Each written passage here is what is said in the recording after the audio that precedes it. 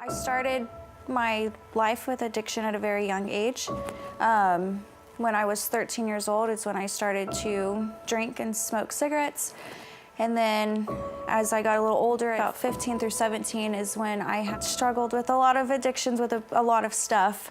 It's very sad because I don't think I know of any other 16-year-old girl that would get an ounce of cocaine for their birthday and be in their bedroom doing it on her own. My dad worked at nights, so we would have parties almost every night. So I would get extremely messed up daily and then would turn around and go to school. When I was 17 years old is when I had people over for a party and somebody did call the police. And I had the police raid my house, and I actually had DEA inside. And I remember them calling my dad and telling my dad, "Your daughter's going to jail." It hit me because I do know that it was happening, but the thing that made me the saddest was that my sisters were there. So I went to jail, got processed in. They, do your fingerprints. They make you get undressed in front of the female officers. They have to pour the lice treatment in your hair. You take a cold shower and you get your clothes and then you sleep on a concrete bed.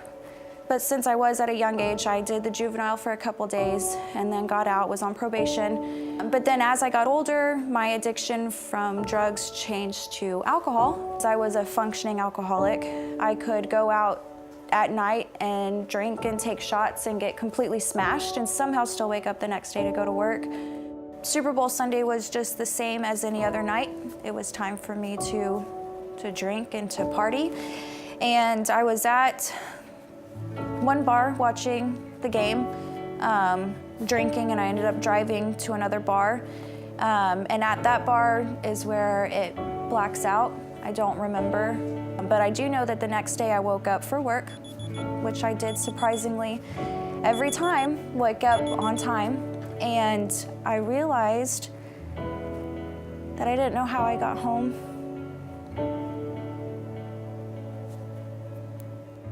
So I went outside praying to God, like, please let my car be okay, please let it be there.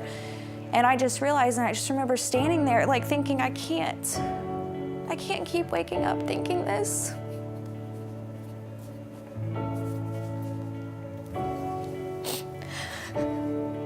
I don't want to have to keep waking up wondering how I got home or how I'm alive, honestly. And so in that exact moment is when I realized that I'm going to kill myself or I'm going to kill somebody else.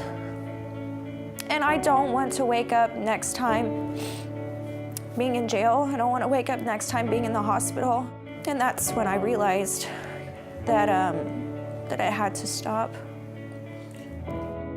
I had a friend that had invited me to City Mark Church, and there was a message that Pastor Stephen had said that you can either continue to dig your hole or you can dig a trench and get out.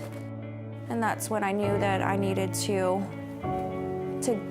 dig my trench and get out of the hole that I had myself in.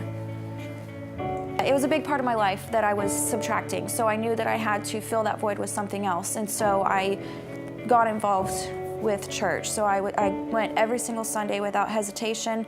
I went to the Impact class, and I just kind of dove headfirst, just trying desperately to get myself so involved that I wouldn't even think about going back to drinking. And then I got involved with City Mark Young Adults, which honestly, they really are an amazing group of people. I remember thinking that I didn't even feel like I was good enough to even be in the same room as them because, they all went to church schools and went to church and grew up in church their whole life, and I'm, an ex-druggie and an alcoholic, and I didn't think that I belonged with them, but they're so loving and caring for other people that being involved with them and around them helped push me to continue to becoming a better person. I'm so thankful for everyone at City Mark.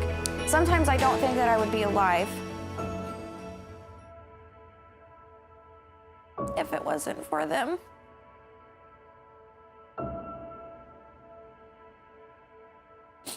I really do think that I was able to stop at a certain time when I was because, you know, I know that it's God and I was able to meet these people, but I really don't think that I would not be here today if it wasn't for them.